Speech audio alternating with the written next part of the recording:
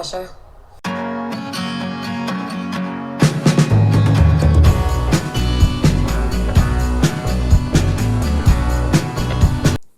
Hey everyone, how's it going? Matthew Bailey Media here, and welcome to another 2023 movie review. And before I get into it, yes, I know my setup looks different, because usually you expect me to film in my media room, but I thought I'd try something different. You know, because with the movie I'm reviewing, the guys, the way they look, kind of look like they would be sitting on a couch in some situations, but not this situation. And this is my review on the Super Mario Brothers movie. That's right, the Super Mario Brothers movie is the first full-length animated version, then compared to the one that supposedly came out like over 20 years ago in the 90s that was live action.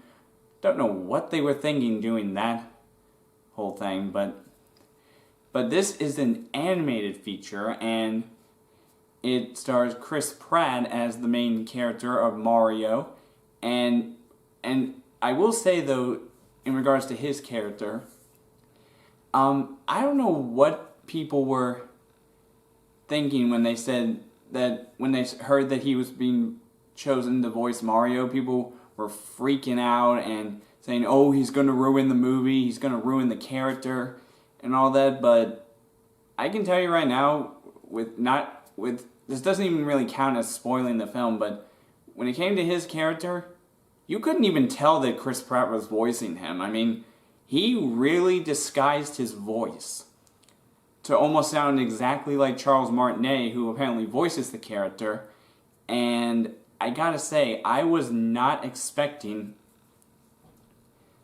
that to happen. I mean, you couldn't even tell that Chris Pratt was voicing him, and all the other voice cast was pretty good too. I mean, Keegan-Michael Key as Toad, kind of funny in some ways, and I will say that the one character whose actor kind of really played his over the top with the character was Jack Black as Bowser. I still really enjoyed the way he portrayed the character, but he really went all out on playing Bowser when it came to how obsessed he was with Princess Peach, voiced by, I think her name is Anya Taylor-Joy.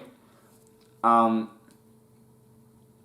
how her name's kind of the same as my little sister's first name.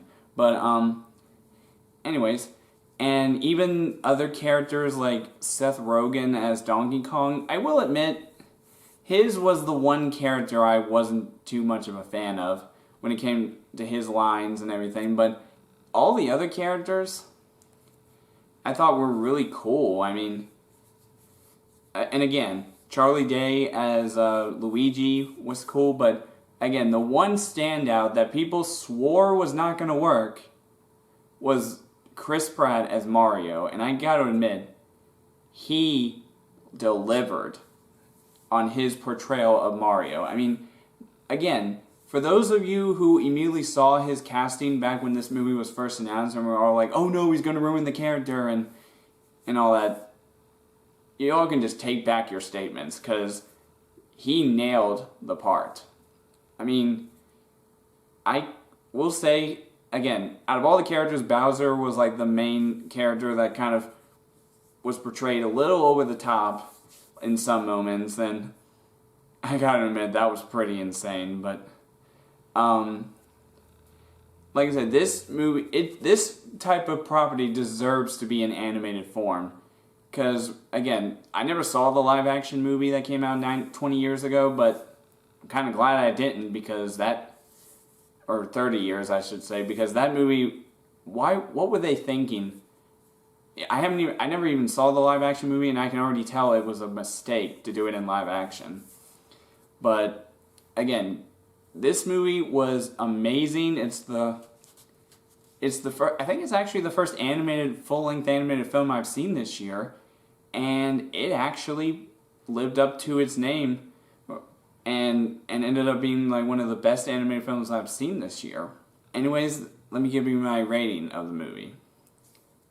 So, for my rating of the Super Mario Brothers movie. Again, I honestly did not think I would enjoy this movie so much, but it definitely lived up to its potential, and I gotta admit, some people like my friend Matthew Davis Media and even my cousin Tyler will probably find this surprising, but I'm actually gonna give the Super Mario Brothers movie a 4.5 out of 5.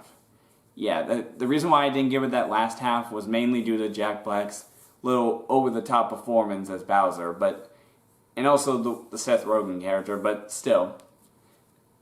I will say, if Seth Rogen's character wasn't even in the movie as Donkey Kong, then I still would have probably given it this rating because of Jack Black's little over-performance as Bowser, but I still thought the movie was a really great time. And I can't wait to see what the future holds for the Nintendo property at Universal and Illumination Entertainment. And anyways, that's all for now in this movie review, and I will see all of you guys in the next video.